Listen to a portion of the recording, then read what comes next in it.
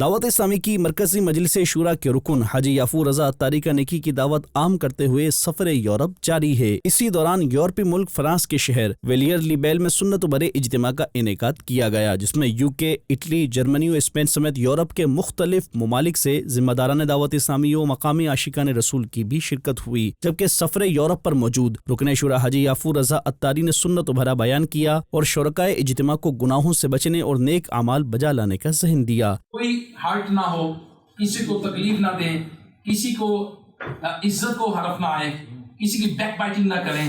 اختتام پر صلاۃ و سلام پڑھا گیا۔ مصطفیٰ جان رحمت لاکھوں سلام۔ اجتماع کے بعد اسلامی بھائیوں کے رکن شورا سے ملاقات کا سلسلہ بھی ہوا۔ دعوت اسلامی ہے یہ، دعوت اسلامی ہے، دعوت اسلامی ہے یہ، دعوت اسلامی ہے، دعوت اسلامی ہے یہ، دعوت اسلامی ہے، دعوت اسلامی ہے یہ، دعوت اسلامی ہے۔ اللہ کی نعمت ہے یہ دعوت اسلامی، آقا کی عنایت ہے یہ دعوت اسلامی۔ دوسری جانب ویلیئر لیبیل کی ہی مسجد قباء میں رکن شورا حاجی یافور رضا اتاری نے سنت و بھرا بیان کیا اور جمعہ کے دن کی عظمت و شان بیان کرتے ہوئے والدین کے لیے ایصال ثواب کرنے کا ذہن بھی دیا۔ سفر یورپ پر موجود رکن شورا حاجی یافور رضا اتاری نے نیک اعمال کے مطابق عمل کرنے اور مدنی قافلوں میں سفر کرنے کی ترغیب دلاتے ہوئے کہا،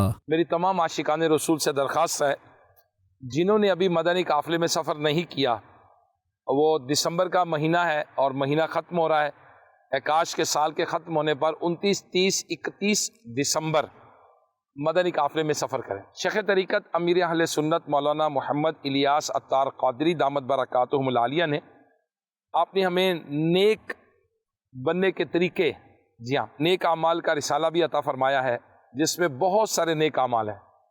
تو آئیے 2022 جا رہا ہے، 2023 آ رہا ہے، ہم نیت کریں 2023 میں ہر ماہ ہم نیک اعمال کا اپنے جائزہ لے کر رسالہ جمع کرائیں گے۔ نئے سال کے موقع پر نیت کر لیں، انشاءاللہ نیک اعمال پر عمل کریں گے اور انشاءاللہ اس سال حج بھی کریں گے۔